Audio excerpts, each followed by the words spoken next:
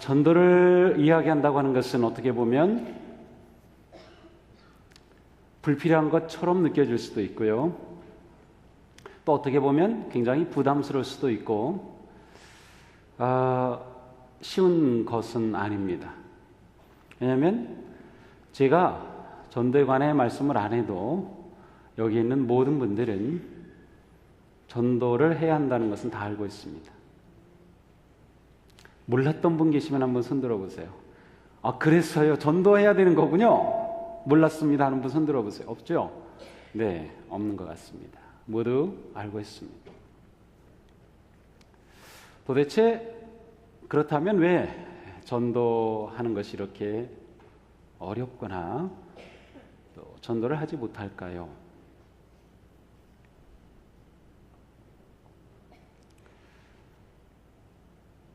제가 곰곰이 생각해 보니까 우리가 전도를 하지 못한다고 하는 것은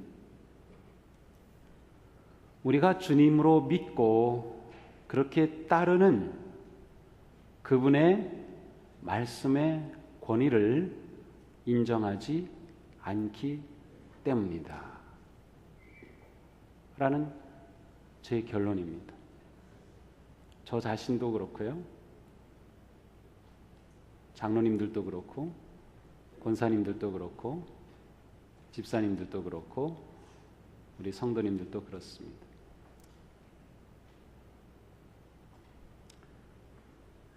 제가 담임 목사로서 부교육자들이나 또 우리 사역자들에게 때때로 무엇을 부탁하거나 이렇게 얘기할 때 있습니다. 저에 대해서 어떻게 생각하느냐만큼 행동합니다.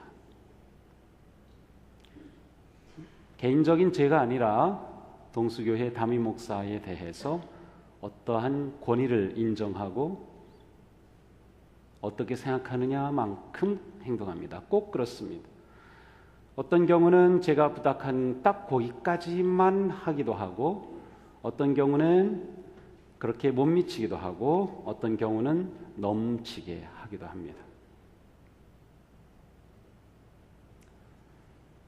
만약 누군가가 여러분에게 구체적으로 무엇인가를 부탁했다면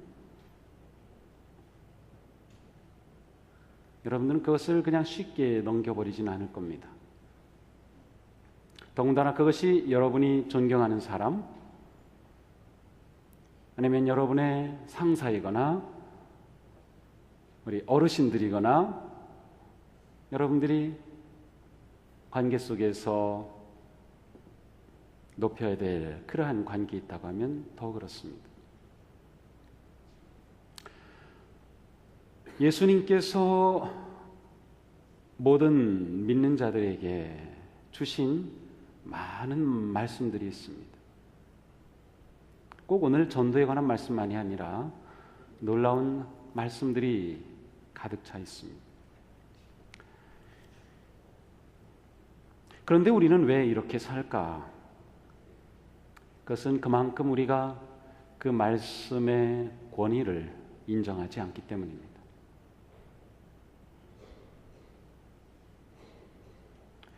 우리가 예수님을 믿는다고 하는 것은 예수님을 따르는 거죠. 예수님을 따름에는 반드시 예수님의 말씀에 대한 순종이 있어야 합니다. 그렇지 않으면서 따른다고는 아무도 말할 수 없을 겁니다. 우리가 예수님을 따른다,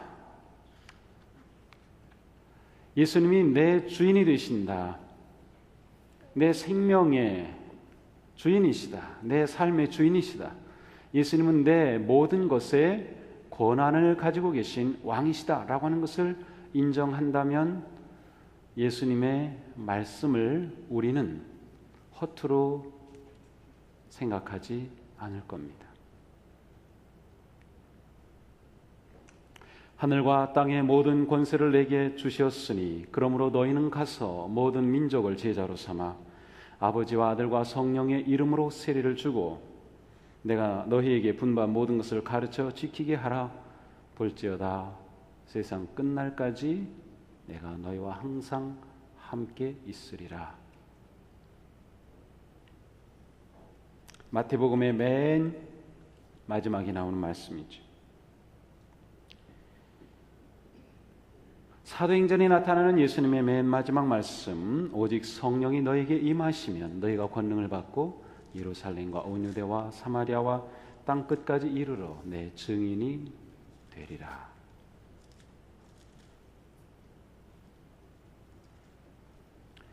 우리는 정말 이 말씀을 예수님의 말씀으로 읽고 받아들이고 있나요?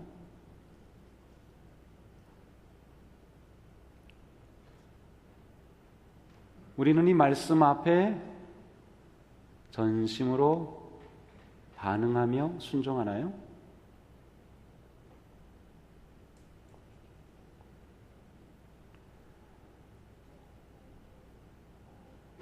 말씀의 권위가 떨어지면, 말씀이 약해지면 사역도 약해집니다. 그리고 그 가운데 가장 중요한 부분은 또한 전도입니다.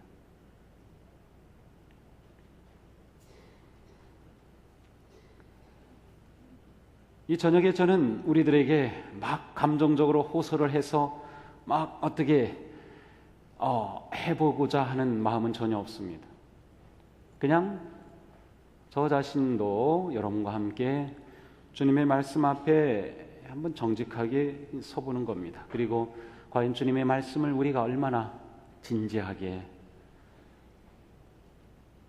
주님의 말씀으로 대하고 있는가를 생각해 봅니다. 사도 바울은 로마서 1장 14절에서 말씀합니다. 나는 그리스 사람에게나 미개한 사람에게나 지혜가 있는 사람에게나 어리석은 사람에게나 다 빚을 진 사람입니다. 바울은 자기가 빚졌다라고 말합니다. 빚을 졌다고 하는 이 표현은 내 인생은 빚 갚는 인생입니다 라는 뜻이죠. 무슨 빚을 졌습니까? 예수 그리스도의 십자가의 구속의 빚을 졌습니다. 내가 한 것 아무것도 없는데 주님이 나를 위해 죽으셨고 그 대가로 나를 구하셨습니다. 그래서 사도 바울은 나는 빚진 자다라고 말합니다. 엄격히 그 빚은 하나님께 진 빚이죠. 그런데 하나님은 그 빚을 어떻게 갚으라고 하시는가요? 바로 네가 그렇게 구원받은 것처럼 미개인에게, 야만인에게, 이방인에게, 내 동족에게 그 복음을 전하라는 겁니다. 그게 네가 빚 갚는 길이다라고 하는 거예요. 빚을 갚지 않는 것은 아주 악한 행동입니다. 우리가 하나님 앞에 빚진 자다라고 하는 자기의식이 있어야 합니다. 그래서 우리 가운데 늘 부담이 있어야 합니다. 내가 이 빚을 제대로 갚고 있는가?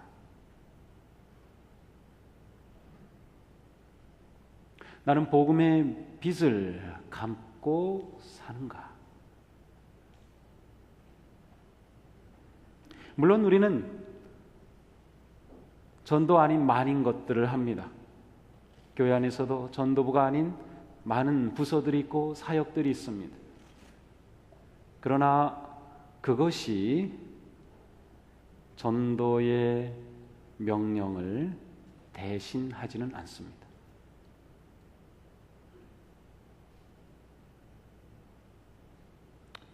저도 곰곰이 생각해 봤습니다. 저에게서 우리 교회의 담임 목사로서 가장 중요한 사명 가운데 하나는 성도님들을 말씀으로 잘 먹이고 잘 양육하고 세상에서 빛과 소금으로 승리하는 삶을 살아갈 수 있도록 그렇게 세워주는 것입니다. 그러나 그것을 한다고 해서 저에게 주신 빚을 대신 갚는 건 아닙니다.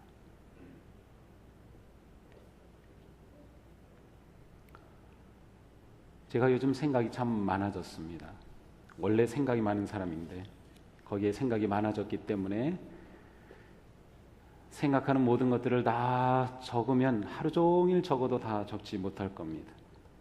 가끔 제가 이렇게 메모를 하곤 합니다. 요즘 그 스마트폰에 메모 기능이 있어서 저에겐 정말 좋은 그러한 도구가 되는데, 작년에 제가 메모한 것 A5 큰 이 용지의 반, 이게 A5짜리입니다. 이 A5짜리도 정리했더니 한 400페이지가 넘게 나옵니다. 제가 메모한 거. 제가 여기다 인쇄하면 양쪽으로 둘로 나누게 인쇄를 합니다. 하나씩 뽑으면 1000페이지가 다 됩니다. 온갖 생각들이 많습니다.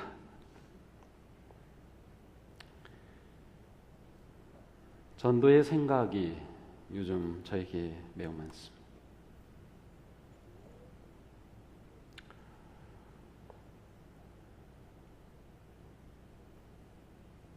글쎄, 제가 여러분들에게 할 말씀은 없습니다.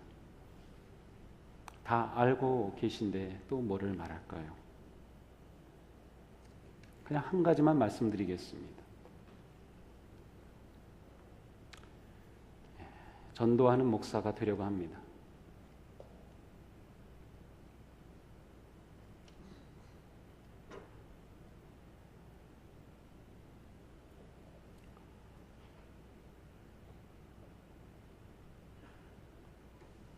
제가 오늘 저녁에 말씀이 있기 때문에 저는 여러분들에게 약속한 겁니다. 하나님 앞에서 했기 때문에 어떻게 전도할지 저는 고민하고 실행에 옮길 겁니다.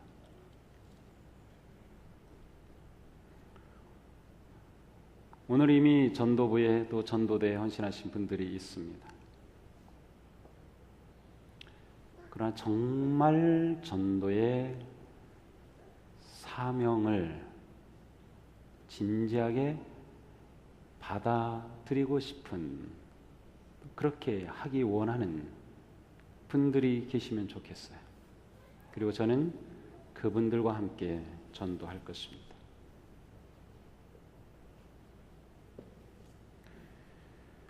사도 바울은 디모데후서에서 디모데에게 이렇게 말합니다. 그대는 말씀을 전하십시오. 기회가 좋든지 나쁘든지 꾸준하게 힘쓰십시오. 끝까지 참고 가르치며 책망하고 경계하고 권면하십시오.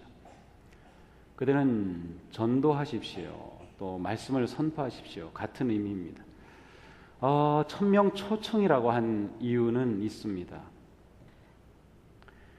사도행전에 나오는 것처럼, 또 스데반이 순교하기 전에 말씀을 전하는 것처럼, 또 사도들이 공회 앞에 서서 말씀을 전하는 것처럼 그들은 정말로 전도를 했습니다. 예수 그리스도의 도를, 복음을 전했습니다. 그러나 우리가 지금 하는 것은 엄격히 말하면 전도가 아닌 초청입니다. 무슨 말인가 하면, 내가 만나는 사람에게 예수는 이러한 분입니다. 예수가 우리를 위해 죽으셨고 죄의 삭슬 지불하셨고 우리의 생명이 주가 되십니다. 구세주십니다 라고 말하는 것은 전도입니다. 그렇게 하는 것은 전도하는 것입니다. 그러나 교회에 오세요, 우리 교회 좋습니다, 한번 와보세요 라고 하는 것은 전도가 아니라 초청입니다. 전도지를 나눠주지만 그것은 전도가 아니라 엄격히 말하면 초청입니다. 전도는 말 그대로 도를 전하는 것입니다. 복음을 전하는 것. 그렇다고 하면 전도는 어떻게 보면 교회 안에서도 계속적으로 일어나야 하는 겁니다. 새로 오신 분들이 초신자에게 복음을 전하는 겁니다. 그게 전도입니다. 물론 제가 전도하는 목사가 되겠다라고 하는 것은 이것으로 대치시키는 것은 아닙니다. 제가 교회 안에 오신 분들, 새로운 분들에게 그리스도의 복음을 전하고, 이것도 전도입니다. 그러나 실제로 나가서 초청하는 그러한 목사가 되려고 합니다. 이 나이에 그렇게 나가서 하는 거는 쉬울 것 같진 않아요. 제 목회 스타일이 있기 때문에. 처음 교회를 개척하여서 큰 교회를 이룬 많은 목사님들은 한 영혼 한 영혼을 찾아가 복음을 전하고 초청하고 그래서 교회들이 세워진, 그렇게 목회를 한 많은 훌륭한 분들이 계십니다. 저는 그렇게 훌륭한 목사가 아닙니다.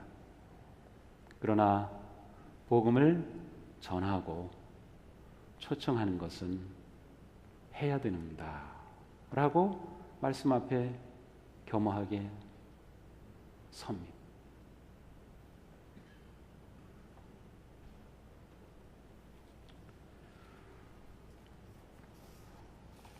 지난 지방회에서 선교부에서 전도 10명 이상 한 분들에게 시상을 했습니다. 이 성경 통독과 필사와 전도 시상, 이 세 가지가 있습니다. 우리 지방에 현재 한 18,000명 정도 입교인이 있는 우리 지방입니다. 10명 이상 전도한 사람은 모두 14명이었습니다. 그 중에 13명이 부광교회 성도들입니다. 한 명은 부평중앙교회 장로님입니다. 2012년도에는 모두 9명이었고 2011년에는 5명이었습니다. 부광교회 교인들입니다. 우리 지방에서 부광교회가 제일 큰 교회인 것은 이유가 있는 것입니다. 저절로 큰 교회 아닙니다. 저의 소원은 내년도 지방회의록에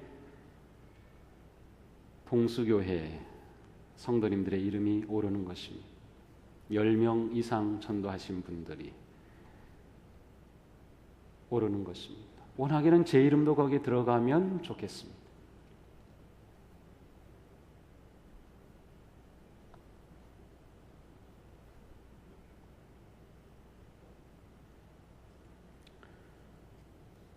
주님의 말씀을 어떻게 듣습니까? 그냥 듣기 좋으라고 하시는 말씀인가요?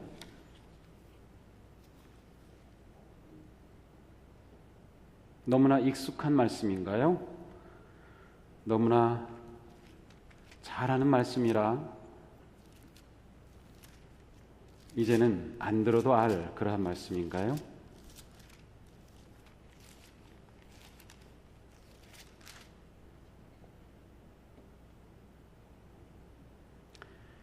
제가 마태복음 28장을 읽었지만 마가복음도 맨 마지막에 똑같은 말씀이 주어집니다. 너희는 온 천하에 다니며 만민에게 복음을 전파하라. 16장 15절. 모든 복음서의 원복음과 같은 마가복음에서도 마태복음에서도 사도행전에서도 누가복음도 요한복음도, 물론 요한복음 같은 곳에서는 직접적인 전도의 명령은 아니지만 베드로와 요한에게 주시는 부름의 사명 가운데 담겨져 있죠.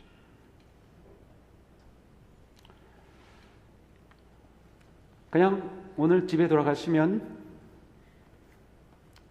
고민해 보시기 바랍니다. 그리고 한 주 동안 주님 앞에 기도하시면서 이 말씀 앞에 어떻게 반응할지 결단하시기 바랍니다. 풀어지지 않으면 일주일, 2주일, 3주간, 한 달, 2달 계속 고민해도 괜찮습니다. 답을 얻으면 실행하면 됩니다.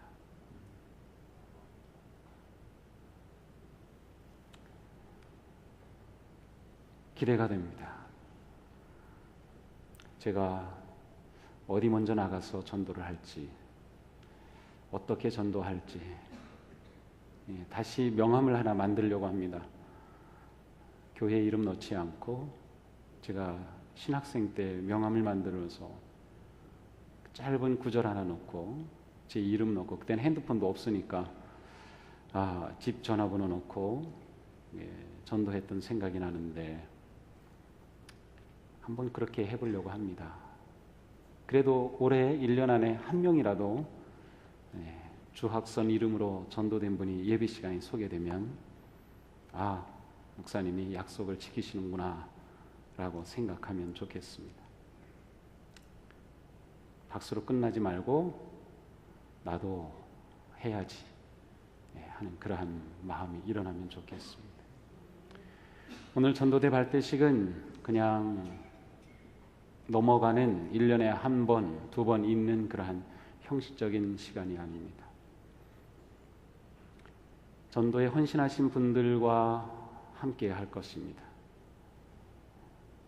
그러니까 이번 주 금요일에, 제가 지난주 금요일에 뭘 하나 부탁할 거라고 했죠. 이번 주 금요일에 제가 할 겁니다. 금요일의 밤에 오신 분들 가운데, 왜냐하면 그 자리에 오신 분들은 기도하는 분들이기 때문에 하나 부탁할 일이 있습니다. 저는 그 부탁에 반응하신 분들과 함께, 전도대 헌신하신 분들과 함께 사역할 겁니다. 물론 오늘 전도대 나와서 발대식 했다고 다 무조건 전도하는 분은 아닐 겁니다. 정말로 전도하기 원하는 분 제가 이름을 따로 받겠습니다. 그리고 그분들과 함께 전도하겠습니다. 그것이 하나님께서 최근에 저에게 주신 목회 전략입니다. 많은 사람들을 가지고 그렇게 막 하지 말고, 행사로 하지 말고 한 명이라도 있으면 그 사람과 같이 목회해라. 저는 저와 함께 목회할 동역자를 찾습니다. 기대합니다. 한 명은 나오겠죠?